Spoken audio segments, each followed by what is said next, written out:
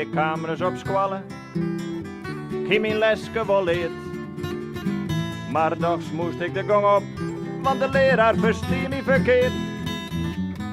En ik moest naar de baas staan, ik waard van squallen stuurd. Ik wou eerst nog wel protesteren, maar de baas zei, meisje machtig lood. Het is de baas dat de baas de baas is, want ze had het altijd best. Het is de baas dat de baas de baas is, en wat de baas dat is altijd best.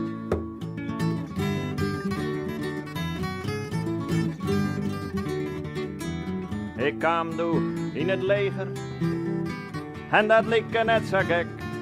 Want voor de allereerste metjes zeg ik skele bieben van Minke Ek. Hij wie nu iets heegs, luitenant. En ik zei, hoi skele, hoe is het met de wief? Maar hij vond dat in subordinatie. En ik wou voor het akkoord voor SP. Want het is de baas dat de baas de baas is, want ze had het altijd best. Het is de baas dat de baas de baas is, en wat de baas dat is altijd best.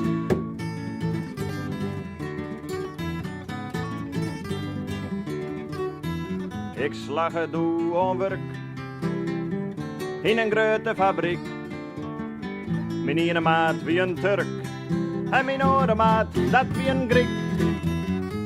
Maar het wordt net zo lang, de fabriek wordt saneerd. En machines die doggen uw werk nog, en de baas die zei het zo geleerd.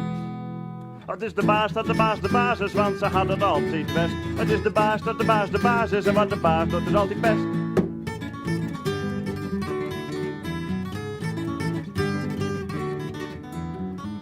Ik steer nou op een straat en ik hing je maar wat rond.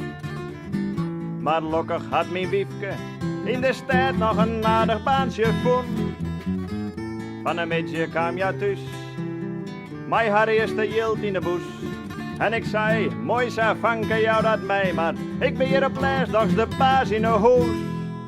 En het is de baas dat de baas de baas is, want ze had het altijd best. Het is de baas dat de baas de baas is, en wat de baas dat is altijd best.